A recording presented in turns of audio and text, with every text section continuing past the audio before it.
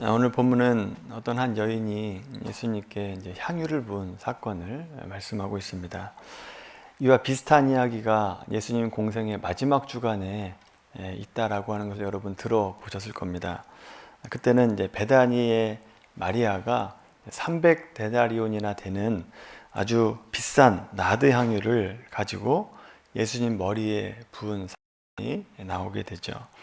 내용이 비슷하기 때문에 어떤 이들은 오늘 본문과 이 베다니의 마리아가 부은 사건이 똑같은 사건 아니냐라고 말씀을 하는 분들이 있습니다만 그렇지 않습니다. 두 말씀을 비교해서 읽어보면 일어난 시기도 기름 부은 기름의 종류도 다르고 또 내용도 다르다라고 하는 것을 알게 되죠.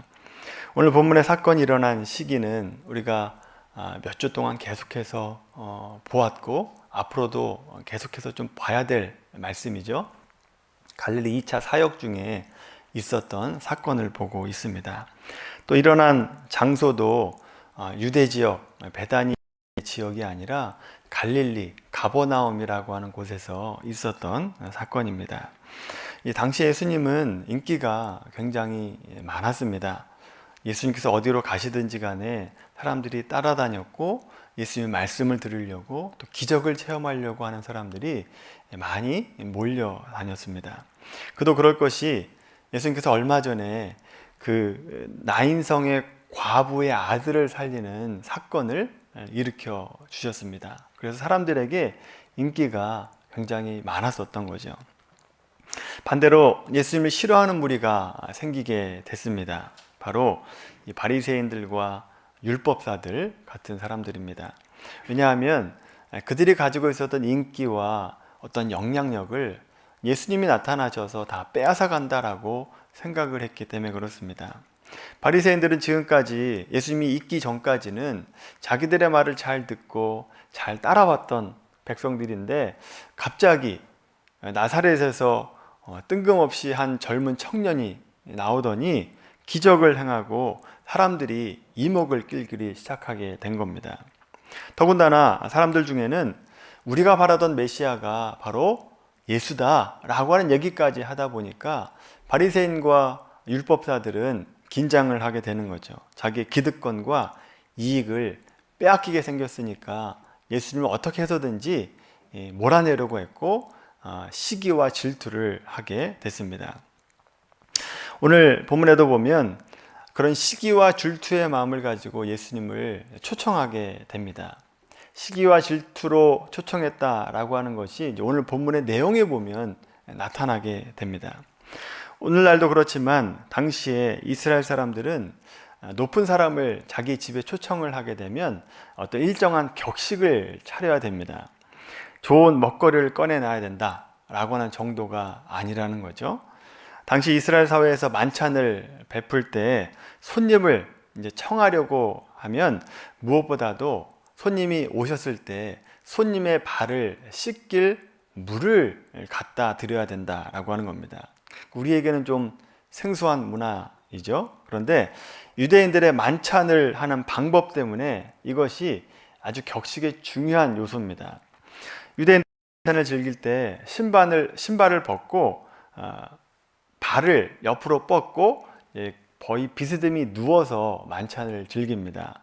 더군다나 샌들을 신고 다니다 보니까 발에 먼지가 많이 묻게 되어 있죠. 따라서 발짓을 물을 떠다 준다 라고 하는 것은 그들의 예법상 굉장히 중요한 절차이고 내가 손님을 환대한다 라고 하는 표시입니다. 발을 씻은 후에 주인이 그 볼에다가 입을 맞추면서 내가 당신을 환영합니다 라고 하는 표시를 해야 되고 또 손님이 자리에 앉으면 기름을 가져다가 솔에다가 묻혀서 머리에 발라드리기도 하고 기름을 붓기도 했습니다. 이것이 손님을 환대하는 이스라엘 백성들의 절차입니다. 우리나라 같으면 내가 손님을 환대한다 라고 할 때 정중하게 악수를 청한다거나 내가 정말 기뻐한다 라고 하면 가벼운 포옹을 하게 되는 거죠. 그게 아니더라도 문 앞에 나아가서 인사하면서 오셔서 감사합니다. 정중하게 인사를 하면서 손으로 이렇게 들어오시라고 환영을 하게 되어 있습니다. 자, 그런데 예수님을 초청한 바리새인은 이런 절차를 하나도 하지 않았다라고 하는 겁니다. 이것을 보면 이 바리새인은 예수님을 홀대한 것을 넘어서 무례하게 행동했다라고 하는 것을 보게 되죠. 자기 체면 때문에라도 어느 한 절차를 했을 법도 한데 격식을 전혀 차리지 않았다라고 하는 것은 이 바리새인이 예수님께 적대감을 가지고 있었다라고 하는 것을 표현하고 있는 겁니다. 자, 이렇게 예수님이 홀대를 받는 것을 예수님을 따라다니는 사람들이 다 이제 보게 됩니다. 물론 그 집에 다 들어가서 그것을 봤다라고 하는 것이 아니라 지금 이때가 한참 더울 때 여름이었기 때문에 문을 다 활짝 열어놓게 되었고, 그래서 밖에 있는 사람들도 그 모습을 다 보게 되었던 거죠. 그렇게 보던 사람 중에 오늘 본문에 옥합을 깨뜨린 여인도 그 모습을 이제 보게 됩니다.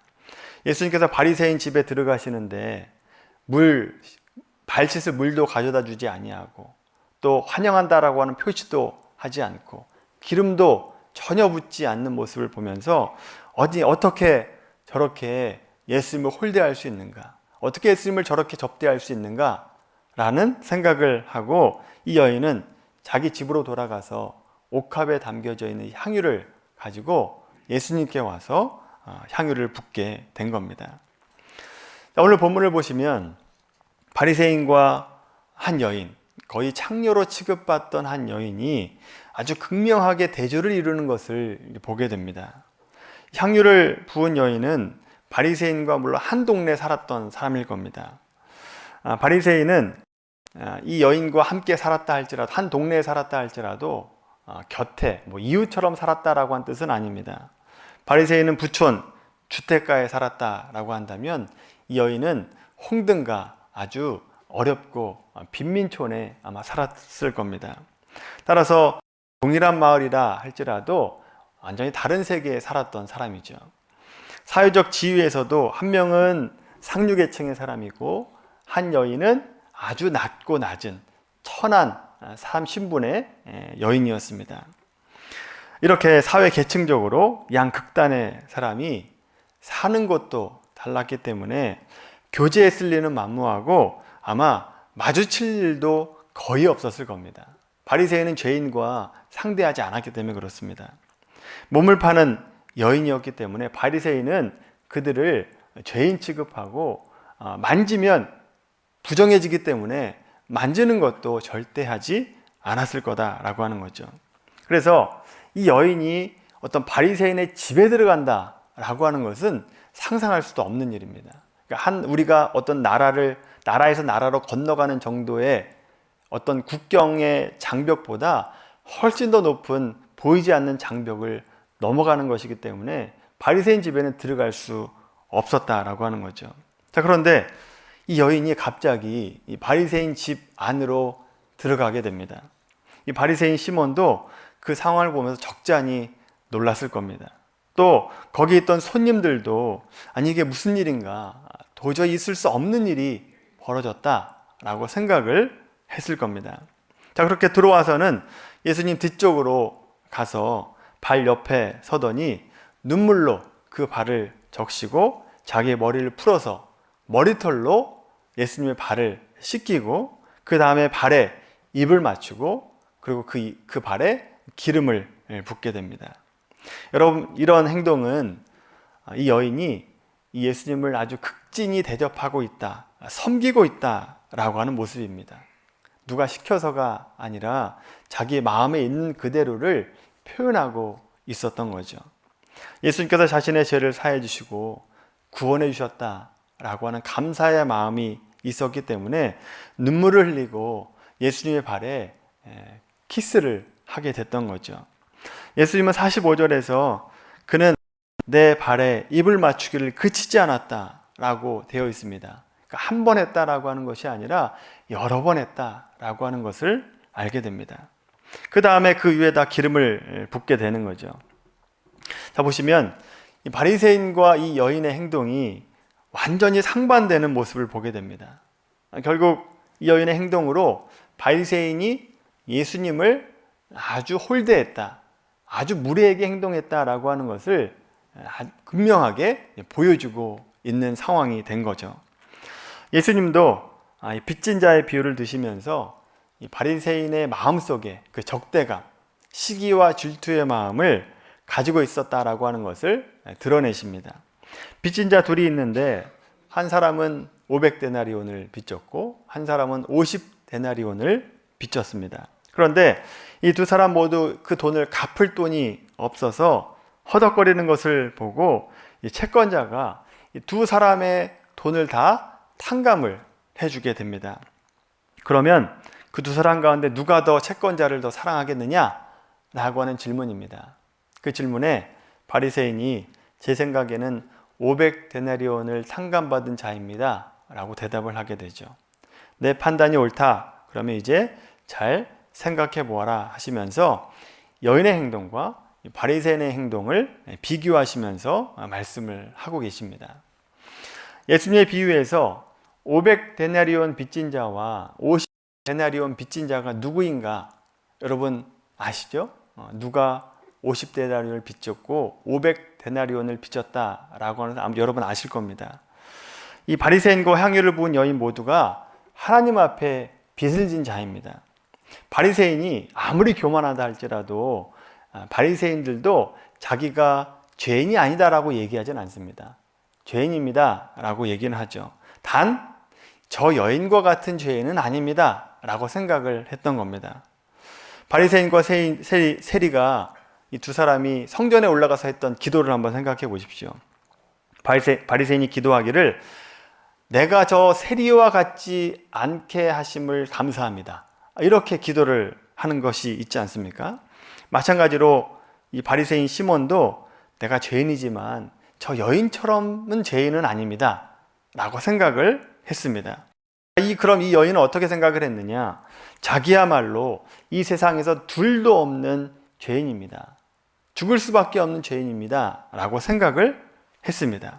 따라서 이 비유에서 500데나리온 빚진 자는 이 여인을 나타내는 것이고 50데나리온 빚진 자는 바리새인을 얘기하고 있는 거죠.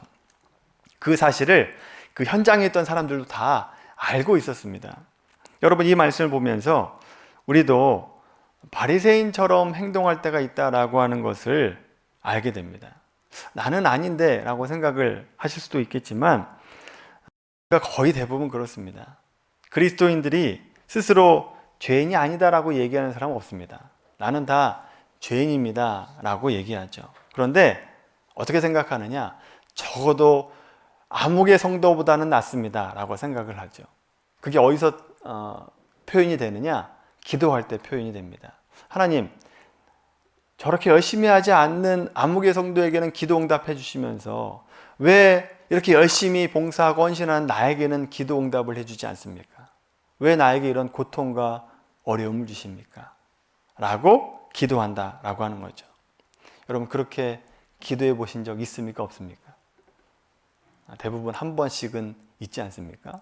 나보다 못한 사람인데 잘 되는 모습을 보면서 왜 이러십니까 하나님? 왜 나에게 이러십니까? 라고 할 때가 있다라고 하는 거죠. 여러분, 이러한 생각은 굉장히 인간적인 생각입니다. 우리가 어떤 죄를 지으면 일반 법정에서는 그 죄의 중환죄냐 아니면 경범죄냐에 따라서 형량이 달라지게 되죠. 그런데 하나님 앞에서 죄는 그 죄의 무게와 상관없이 다 죄인입니다. 그 죄가 크냐 적냐와 상관없이 다 죽을 수밖에 없는 죄인이다 라고 하는 거죠. 하나님 앞에서 죄에 대한 경중은 사실 의미가 없다라고 하는 거죠. 오늘 보면 42절 말씀 보세요. 42절 보시면 500데나리온 빚진 자이든 50데나리온 빚진 자이든 중요한 것이 뭐냐? 둘 다 갚을 수 없다라고 하는 것이 중요한 사실입니다. 둘 다 갚을 수 없습니다. 우리 스스로 죄의 문제를 해결할 수 없다라고 하는 거죠. 그런데 둘 다 그렇게 탕감을 받았으면 많이 탕감받든 적게 탕감받든 결국 그 탕감받은 자가 해야 될 태도는 뭐냐? 마땅히 감사의 마음을 가지고 있어야 된다라고 하는 겁니다. 하나님의 자비와 은혜에 대해서 적게 탕감받든 많이 탕감받든 감사만 해야 된다라고 하는 거죠. 여러분, 우리가 아무리 행동이 옳다고 한들 하나님 앞에서는 다 죄인입니다. 크던 작던 다 죄인이죠. 죄의 싹은 뭐예요? 사망입니다. 다 죽을 수밖에 없는 죄인이다라고 하는 거죠. 감사하게도 죽을 수밖에 없는 나를 예수 그리스도의 보혈로 깨끗하게 씻어주시고 의인으로 만들어 주셨습니다. 그러면 마땅히 우리는 어떤 자세를 취해야 되느냐? 주님 앞에 감사의 마음만 가져야 된다라고 하는 거죠. 비교하지 말고, 다른 사람과 비교하지 말고 내가 받은 그 은혜를 생각하며 감사만 해야 되는 것이 탕감받은 자의 마땅한 자세라고 하는 거죠. 여러분, 우리 모두가 갚을 수 없는 빚을 탕감받은 자라고 하는, 은혜 받은 자라고 하는 사실을 기억하기 바랍니다. 그래서 하나님께 기도할 때 하나님 앞에 하소연하지 마시고 불평하지 마시고 내가 받은 은혜에 늘 감사하며 살아가는 우리 모두가 되기를 바랍니다. 두 번째로 오늘 본문의 여인을 통해서 적용할 만한 것이 있습니다. 우리가 감사한 마음이 있으면 마음만으로 감사할 것이 아니라 그 감사한 마음을 행동으로, 삶으로 표시해야 된다라고 하는 겁니다. 여러분, 지금 이 여인이 자신의 큰 죄의 사함을 받은 은혜를 경험하고 감사한 마음을 가지고 주님 앞에 왔습니다. 감사한 마음이 너무 크다 보니까 이 감사를 표현하고 싶었다라고 하는 거죠.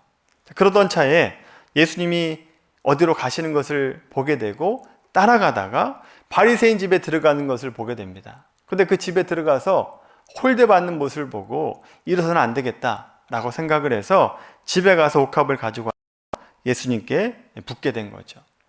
반면에 바리새인은 어떻게 행동했습니까? 이 바리새인은 자기가 죄인이기는 합니다만 율법을 지킴으로 내 죄는 용서함 받을 수 있다라고 생각을 했던 사람입니다. 그렇기 때문에 예수님의 은혜는 필요하지 않다라고 생각을 하게 됐던 거죠. 예수님의 은혜가 전혀 감사하지 않은 사람입니다.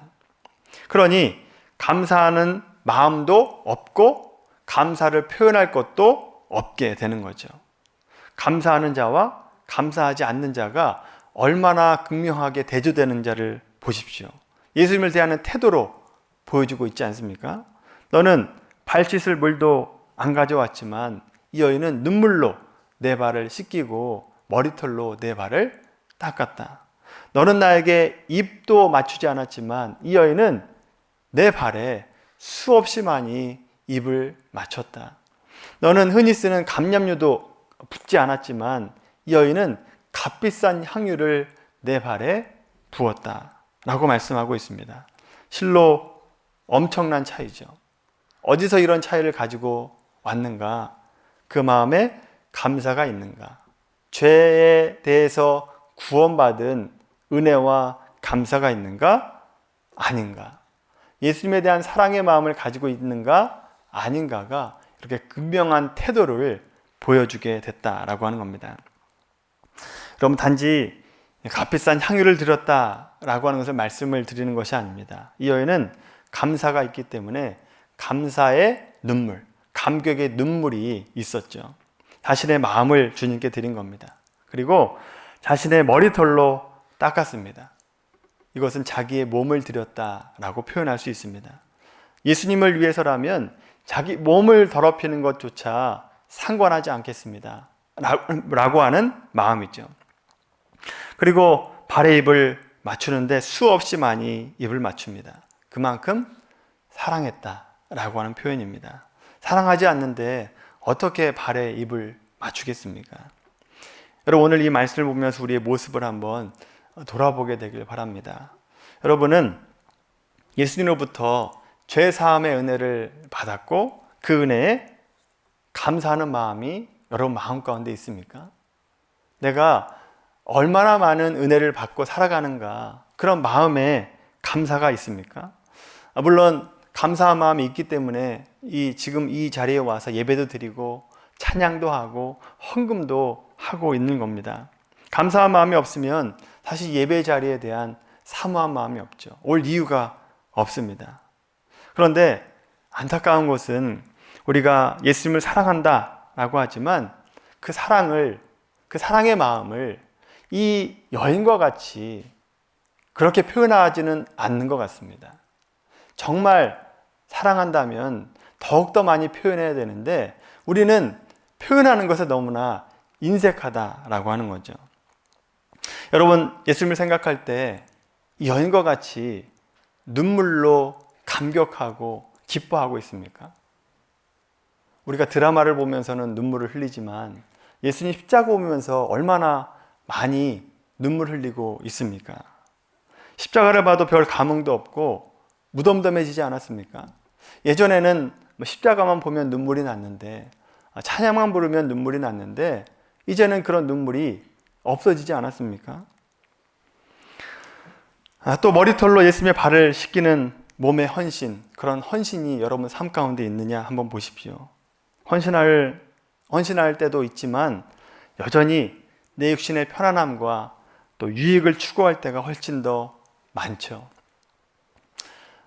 이렇게 헌신해라 라고 요즘에 얘기를 하면, 목사님 헌신하면 안 됩니다, 헌신하면 헌신짝처럼 됩니다 라고 하는 얘기를 요즘에 종종 합니다. 근데 여러분, 우리가 피곤하다는 핑계로, 요즘 직장 생활로 스트레스를 너무 많이 받는다 라고 하는 핑계로 많은 분들이 예배 한 번 내가 드려준다 라고 하는 생각을 가지고 예배 드리는 분들이 너무나 많다라고 하는 거죠. 그러니 그런 생각을 하니 헌신할 여력이 없죠. 헌신할 수 없게 되는 겁니다. 드려준다가 아니라 우리가 마땅히 하나님 앞에 드려야 되는 게 예배라고 하는 겁니다. 예배는 헌신이 아닙니다. 예배는 하나님 앞에 마땅히 드려야 되는 거죠. 헌신은 예배 말고 다른 거, 교회를 위해서 또 성도를 위해서 내 시간과 물질과 몸을 드리는 것이 헌신이다라고 하는 겁니다. 또 이 여인이 발에 입을 맞추는 것처럼 여러분, 예수님을 사랑한다라고 표현하고 계십니까? 얼마나 많이 표현하고 있습니까? 우리는 무엇으로 사랑을 표현할 수 있는가? 물론 예배로 표현할 수 있고 찬양으로 또 기도로 표현할 수 있습니다. 그런데 요즘 신앙이 점점 더 고상해져 가지고 예수님을 사랑한다라고 하는 걸 꼭 표현해야 되느냐 라고 생각하는 분들이 너무 많습니다. 마음만 있으면 되지, 그러면서 표현을 하지 않게 되는 거죠. 아무것도 하지 않습니다. 또 이 여인이 값비싼 향유를 주님께 부은 것처럼 우리가 주님께 물질을 드리고 있는가를 돌아보십시오. 헌금을 낼 때 자원하는 마음으로 드리고 있는가? 인색한 마음 없이 내가 주님 앞에 내가 가진 모든 것이 주님께 왔으니 주님께 드립니다 라고 할 마음을 가지고 드리고 있습니까? 자기를 위해서라면 아낌없이 투자하면서 하나님께 드릴 때는 1,000원 내기도 아까워하는 분들이 얼마나 많은지 모릅니다. 여러분, 왜 우리가 이 여인처럼 행동하지 못할까요? 왜 마음과 이 감사의 마음을 주님 앞에 표현하는데 왜 이렇게 인색할까요? 그 이유가 있습니다. 그 이유는 죄사함의 은혜가 얼마나 큰지 모르기 때문에 그렇습니다. 죄에 대해서 깊이 생각해 본 적이 없기 때문에 죄의 심각성과 그 죄가 사해졌다라고 하는 것이 얼마나 은혜인가를 모르고 있기 때문에 그렇다라고 하는 거죠. 그러니 감사가 없고 감사가 안 되니까 표현이 안 되는 거죠. 여러분, 내가 받은 은혜가 얼마나 큰지 모르겠다라고 생각하시는 분들은 기도하시길 바랍니다. 하나님, 죄에 대한 심각성을 알게 해주시옵소서. 내가 죄 씻음 받은 것이 얼마나 놀라운 은혜인지를 깨닫게 해달라고 하나님 앞에 기도하기를 바랍니다.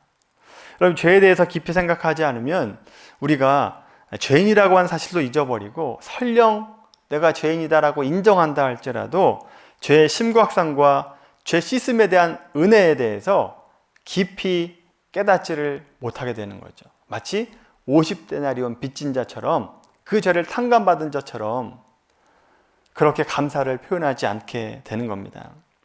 여러분, 공부도 많이 한 사람이 공부도 할 게 많아지는 거 아시죠? 공부를 안 하면 공부할 게 없습니다. 근데 공부를 하면 공부할 게 점점 더 많아집니다. 죄에 대해서도 마찬가지입니다.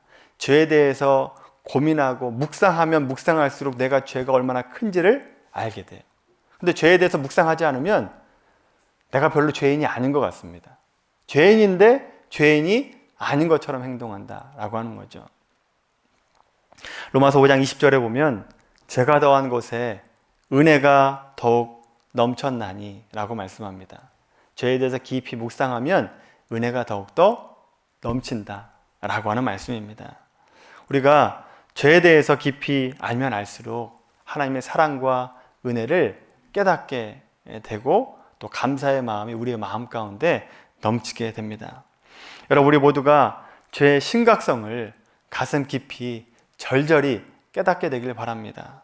그리고 죄 씻음의 은혜가 얼마나 놀라운 은혜인가, 예수님이 죽을 수밖에 없는 그 은혜가 얼마나 큰가, 그 은혜를 내가 받았다 라고 하는 것에 대해서 감사하고 감격하는 분들이 되길 바랍니다. 그 감사가 있어야 감사를 표현할 수 있습니다. 그 감사가 없는데 어떻게 감사를 표현합니까? 이 여인처럼 여러분, 죄에 대한 심각성과 내 죄 씻음 받은 것이 얼마나 큰 은혜인가를 깊이 깨닫게 되길 바라고, 이 여인과 같이, 향유를 부은 여인과 같이 주님께 감사하는 마음을 표현하는 우리 미랄교회 성도님들이 되기를 예수님의 이름으로 간절히 축원합니다.